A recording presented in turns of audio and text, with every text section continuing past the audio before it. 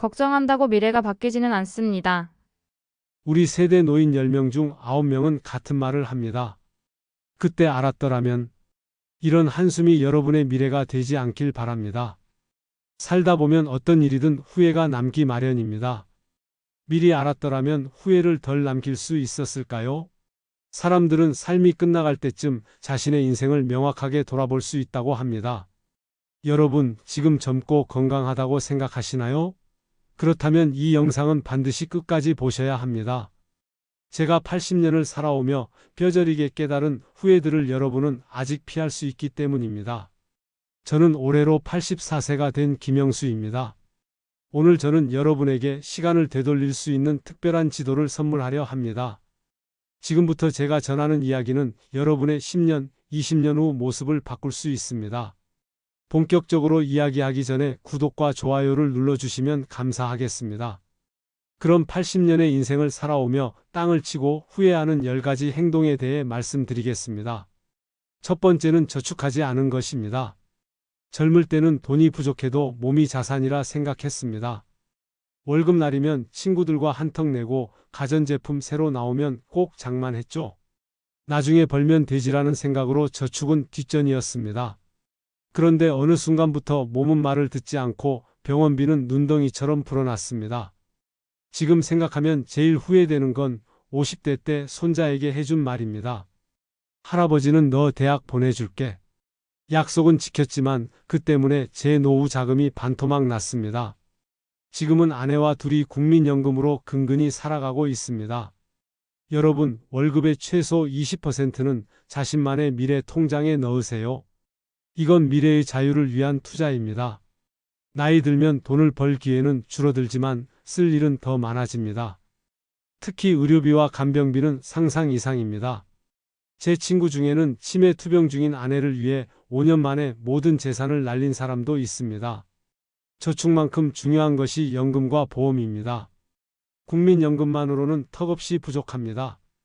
제 동생은 개인연금을 꾸준히 부었는데 저보다 훨씬 여유 있게 살고 있습니다. 요즘 제 하루 일과는 약값 걱정, 병원비 걱정으로 시작해서 끝납니다. 이런 걱정 없이 살 수 있는 유일한 방법은 젊을 때부터 차곡차곡 준비하는 것뿐입니다. 두 번째는 배우자에게 잘하지 못한 것입니다. 여보, 미안해. 요즘 제가 가장 많이 하는 말입니다. 제 아내는 60년을 함께 살았습니다. 하지만 정작 제대로 대화한 시간은 얼마나 될까요?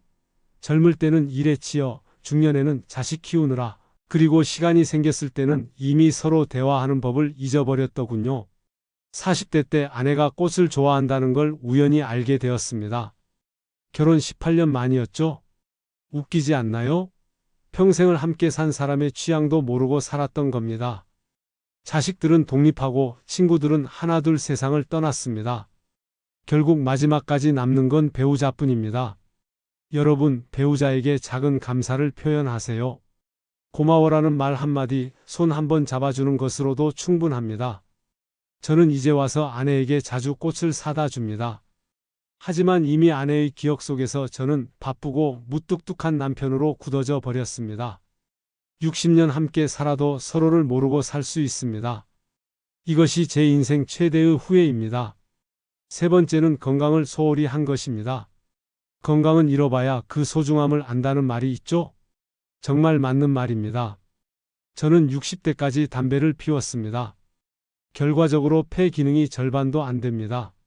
이제는 계단 한층 오르는 것도 숨이 턱까지 차오릅니다. 젊을 때는 건강검진도 귀찮아서 안 갔습니다. 그러다 70대 초반에 대장암 3기 판정을 받았습니다. 정기검진을 받았다면 일기에 발견했을 텐데 말이죠. 수술과 항암 치료를 견디며 깨달았습니다. 건강을 잃으면 모든 것을 잃는다는 것을요. 특히 치아 건강을 소홀히 한 것이 가장 후회됩니다. 치과 가는 것이 무서워서 미루고 미루다 지금은 거의 모든 치아가 임플란트입니다. 비용도 엄청났지만 더 큰 문제는 음식의 맛을 제대로 느끼지 못한다는 점입니다. 인생의 소소한 즐거움인 맛있는 음식을 즐길 수 없게 된 거죠. 여러분, 주 3회 이상은 30분씩 걸으세요. 1년에 한 번은 종합검진을, 6개월에 한 번은 치과검진을 받으세요. 건강할 때 지키지 않으면 나중에는 돈을 쏟아부어도 되돌릴 수 없습니다. 저처럼 병원 침대에 누워 그때 좀 더 관리할 걸 하고 후회하지 마세요. 네 번째는 친구를 만들지 않은 것입니다. 나 이제 누구한테 전화하지? 아침에 눈을 뜨면 가장 먼저 드는 생각입니다. 젊을 때는 일과 가정이 전부였습니다. 친구 모임은 귀찮아서 동창회는 시간 낭비라고 생각했죠. 결과적으로 80대가 된 지금 제 전화번호부에는 연락할 사람이 거의 없습니다. 노년의 가장 큰 적은 외로움입니다. 저는 지금 일주일에 대화하는 사람이 아내와 간병인 그리고 가끔 오는 자식들 뿐입니다. 친구들은 대부분 세상을 떠났고 남아있는 몇몇도 연락이 끊긴 지 오래입니다. 제 옆집 할아버지는 달랐습니다. 그는 평생 야구 동호회, 등산 모임을 꾸준히 다녔습니다. 지금도 주 2회는 모임에 나가고 친구들과 전화 통화를 합니다. 그의 웃음소리가 부러울 때가 많습니다. 여러분, 인간관계는 젊을 때부터 꾸준히 투자해야 하는 자산입니다. 바쁘다고 귀찮다고 미루지 마세요.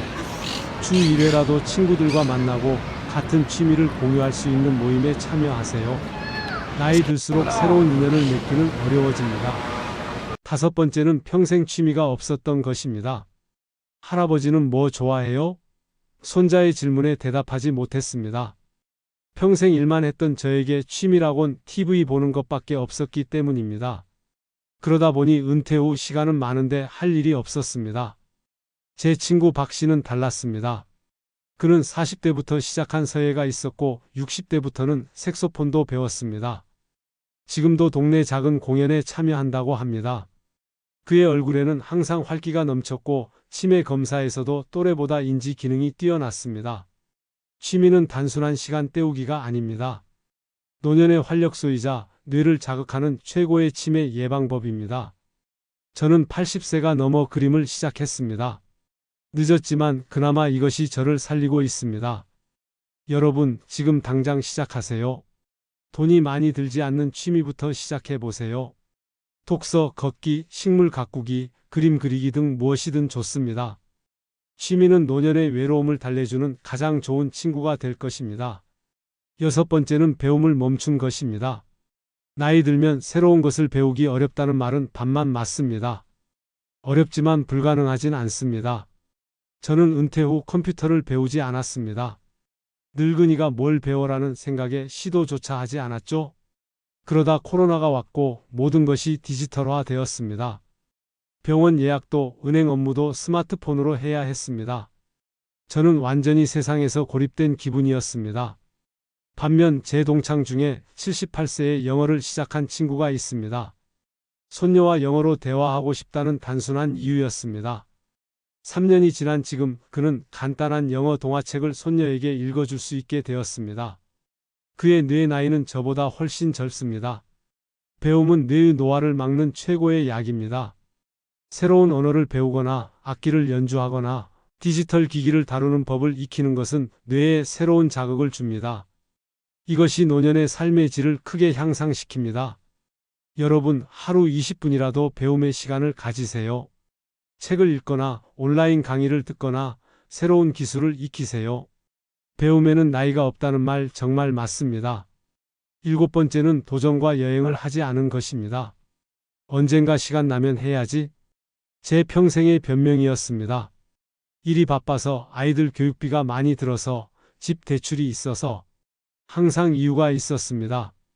그렇게 미루고 미루다 보니 이제는 몸이 따라주지 않습니다. 젊을 때 가보고 싶던 유럽 한 번도 가보지 못했습니다. 배우고 싶던 수영 시작조차 하지 않았습니다.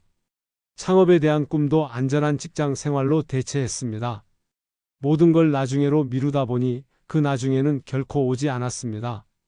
제 친구 김 씨는 60세에 캠핑카를 사서 전국 일주를 했습니다. 70세에는 동남아 배낭여행을 다녀왔고요.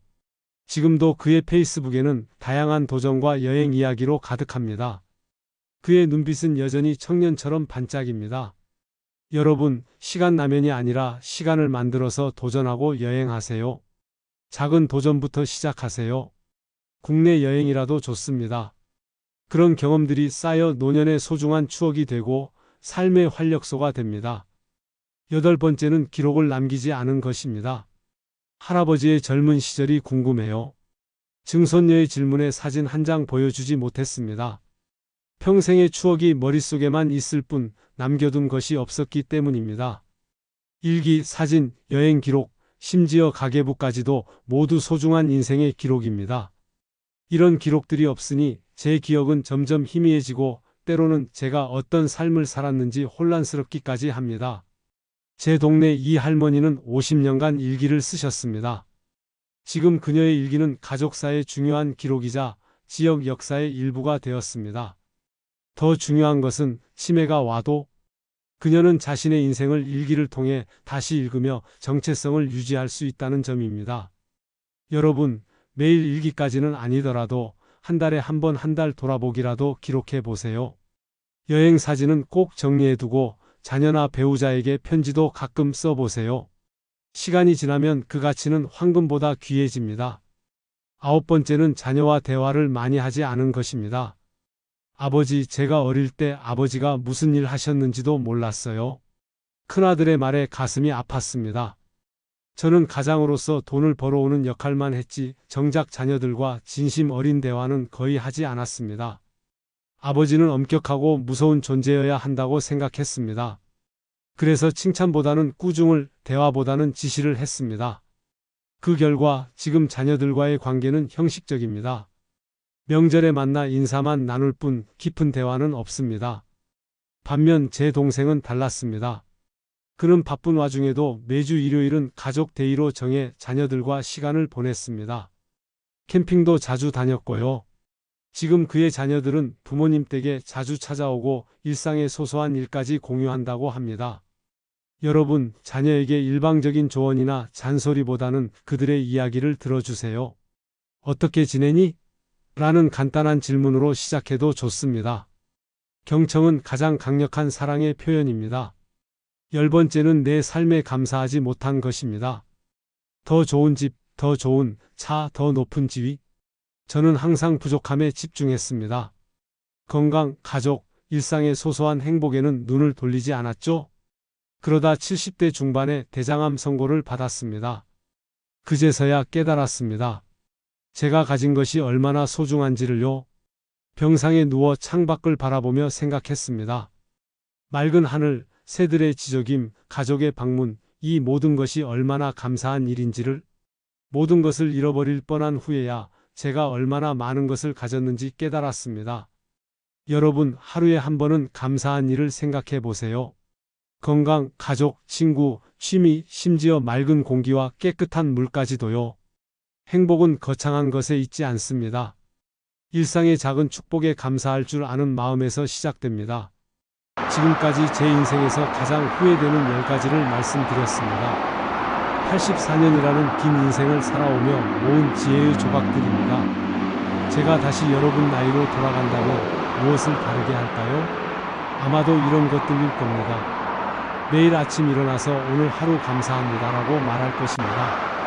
그리고 배우자에게 사랑해라는 말을 매일 할 것입니다. 자녀들에게 더 많은 시간을 내주고 무엇보다 그들의 이야기를 듣기 위해 노력할 것입니다.